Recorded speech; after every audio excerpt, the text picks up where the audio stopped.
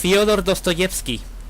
Si hay alguien que captó a la Rusia que fue antes de él y a la que sería un siglo después, cuando ya solo quedaran sus novelas, ese fue Dostoyevsky. Es como si después de salvarse de la pena de muerte, la pena capital, por haber sido detenido, conspirando con sus camaradas socialistas utópicos, seguidores de Petrachevsky, la oportunidad siguiente Dostoyevsky la hubiera ocupado para demostrar mediante su obra Los demonios, por ejemplo, la revolución que hacía falta en ese siglo XIX y también en el XX. Quizá con un golpe de estado como en el de 1905. Dostoyevsky se dedicó a escribir para mostrar la verdadera esperanza que nos queda entre padres y hermanos, la verdadera esperanza que queda en los hermanos Karamazov.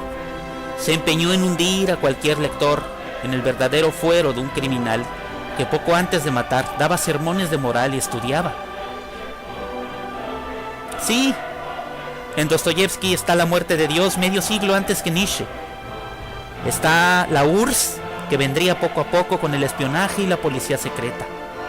Está la preocupación por la malhadada influencia de Occidente, el veneno del capital y los enfermos, los ciudadanos, los rusos, que como zombies vivirán, como en las novelas de él, en un vago recuerdo de la altivez, del orgullo y el espíritu ruso.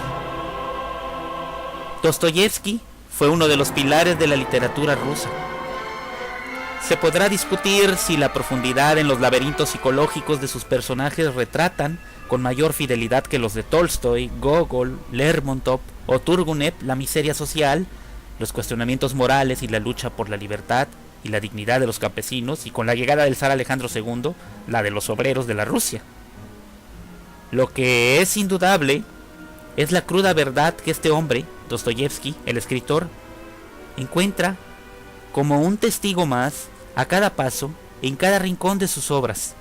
No importa si el hallazgo es con el trasunto de Iván Karamazov, o lo es en Crimen y Castigo como alter ego del intachable Rodion Raskolnikov, estudiante quien, como ya dije, termina cometiendo el crimen y conforme avanza la trama, descubre acremente que para cometerse dicho homicidio poco tuvo que ver el dinero para ayudar a su madre, que se quedaba cada día más ciega trabajando ajeno. Y en el fondo tampoco fue por el desprecio que sentía la burguesía y los nobles capitalistas. Prueba de ello es que ni siquiera usa el dinero, lo entierra. Hasta que finalmente Raskolnikov es consciente de la pérdida irreparable de su yo. Desmembrado por el estercolero de la urbe moderna que lo rodea. No se roba por necesidad, por unos kopecks. No se mata por una causa justa. Hay maldad guardada y a veces está latente. Quizá por eso es que era soñada por Raskolnikov. Recuérdense en sus sueños con su padre, cuando los borrachos azotan gratuitamente hasta casi matar a un caballo. Para Douglas Hofstadter, Dostoyevsky, al menos con Crimen y Castigo, es interesante por el problema de la topografía simbolizada por el autor. En Crimen y Castigo los hechos se desarrollan en San Petersburgo.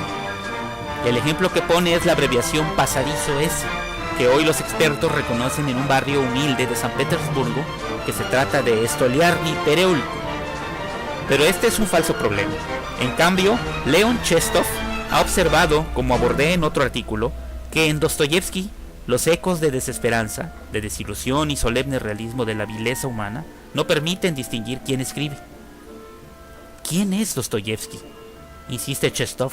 Dostoyevsky es fuente de constantes y penosos malentendidos.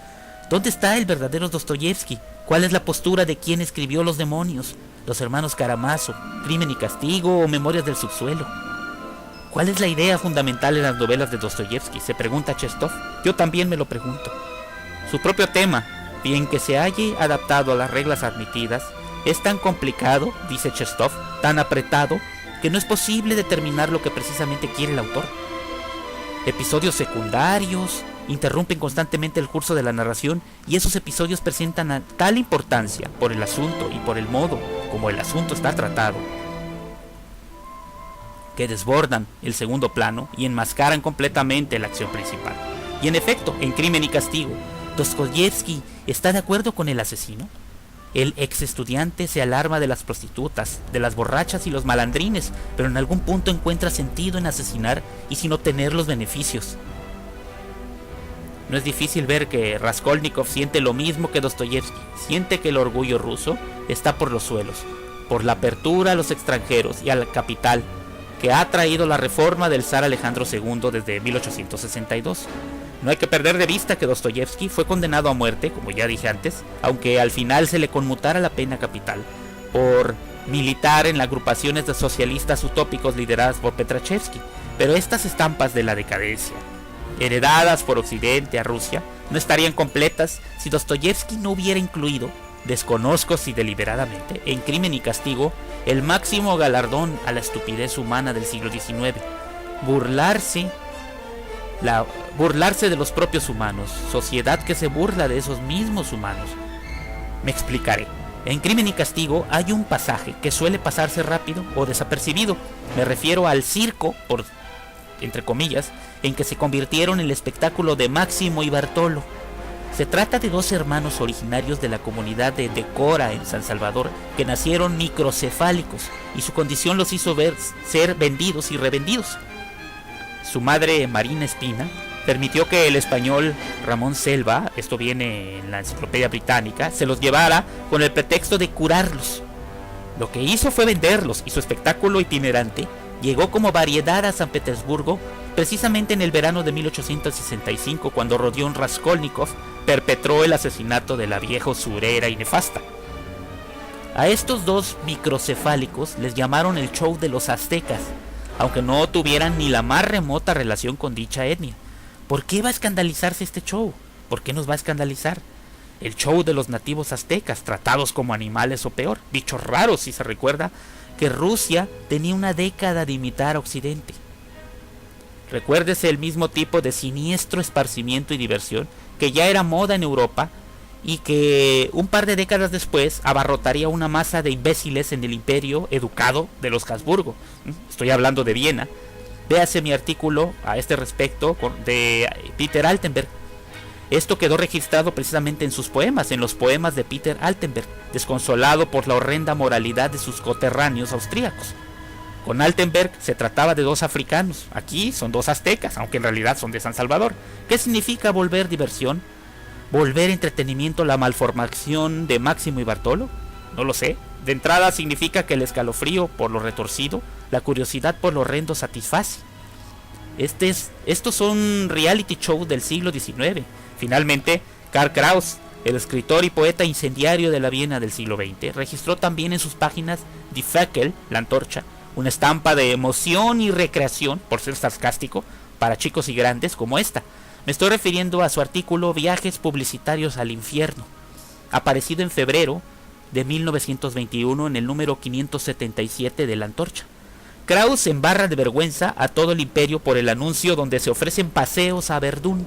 Sí, escuchó usted bien, a Verdún, justamente uno de los lugares donde se llevó a cabo una cruenta batalla de la Primera Guerra Mundial. Ya sé que habrá en esos viajes publicitarios, dice Kraus. Se enterarán de que 1,5 millones de seres humanos se desangraron allí donde el vino y el café está incluido.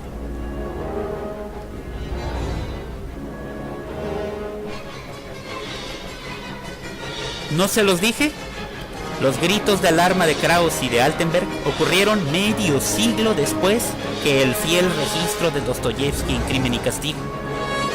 Lo que sigue sin permitirnos ver si Dostoyevsky lo incluyó en Crimen y Castigo, porque sabía que era el postre de alguien que ya ha asesinado, o por las razones inversas. ¿Cómo saberlo?